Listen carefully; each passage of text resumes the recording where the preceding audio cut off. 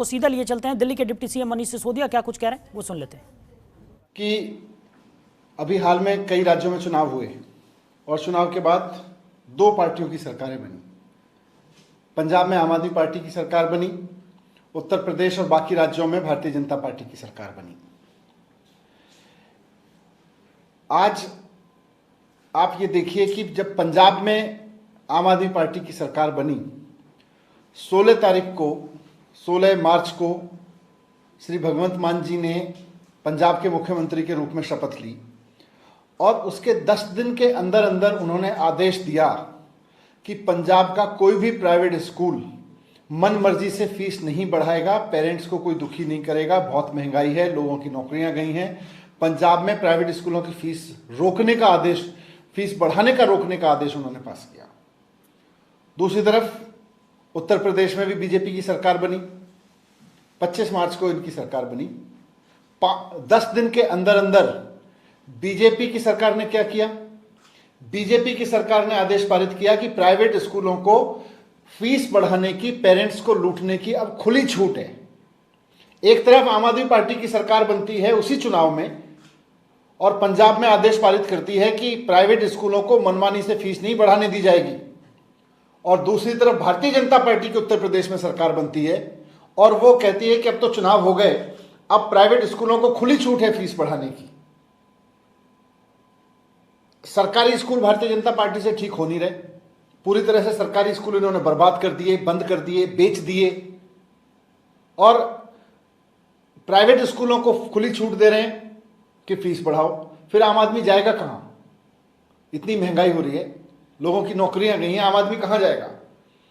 इधर Kejriwal model of governance पे काम करते हुए भगवंत मान जी जो पंजाब के मुख्यमंत्री हैं, उन्होंने सरकार बनते ही प्राइवेट स्कूलों की फीस बढ़ने से रोका कि मनमर्जी से नहीं बढ़ाओगे, और उधर उन्होंने प्राइवेट स्कूलों को खुली छूट दी।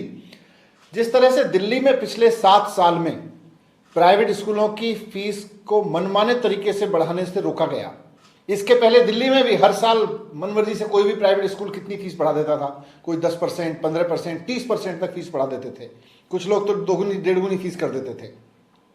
लेकिन 2015 में अरविंद केजरीवाल जी के मुख्यमंत्री बनने के बाद दिल्ली में प्राइवेट स्कूलों की फीस बढ़ाने पर पाबंदी लगी और पिछले 7 साल में जिन स्कूलों ने करोड़ों करोड़ों रुपए लोगों से जमा करके, पेरेंट्स से अपने खातों में जमा कर रखे थे, सबको फीस बढ़ाने से रोका, किसी को फीस नहीं बढ़ाने दी। और फिर सिस्टम ये बना दिया कि जिस स्कूल को फीस बढ़ानी है वो सरकार से परमिशन मांगेगा, सरकार उसके खाते चेक करेगी उसके पास पैसा है कि नहीं है, उसको वास्तव में फीस बढ़ाने की जरूरत है, उसको सैलरी देने के लिए फीस बढ़ाने की जरूरत है क्या, ये सारे खाते चेक करके उसके बाद किसी स्कूल को परमिशन दी जाती है फीस बढ़ाने की। पंजाब में भी इसी तरह से बंद कर दी गई।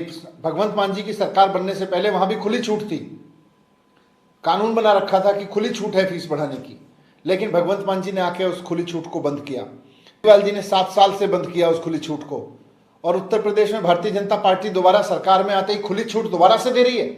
ये आम आदमी के साथ धोखा है।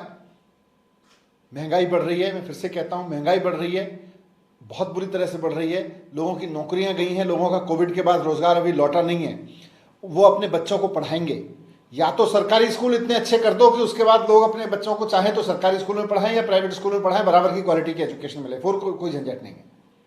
लेकिन आप सरकारी स्कूलों को बर्बाद करोगे और प्राइवेट स्कूलों को फीस बढ़ाने का इतना मनमर्जी से फीस बढ़ाने का मौका दोगे, तो इसका मतलब आप देश को अनपढ़ रखना चाहते हो। यही है भारतीय जनता पार्टी का गवर्नेंस मॉडल। तो मैं यही कहना चाहता हूं कि पेरेंट्स का ध्यान रखें, हितों का ध्यान रखें, इस तरह से मनमर्जी और साठगांठ पे लोगों को लुटने के लिए मजबूर ना करें उत्तर प्रदेश में। सर, एक दूसरा मुद्दा है गाजीपुर लैंडफिल साइट की, फिर से दोबारा वहां से धुआं उठता हुआ दिखा। बीते दिनों दिल्ली सरकार की तरफ से नोटिस भी जारी हुआ था, फाइन भी लगाया गया था, लेकिन वो रुक नहीं रहा। गाजीपुर लैंडफिल साइट दिल्ली का एक बहुत बड़ा कष्ट है। खबरों के निष्पक्ष विश्लेषण के लिए सब्सक्राइब करें Jantantra TV and press the bell icon. Never miss any update.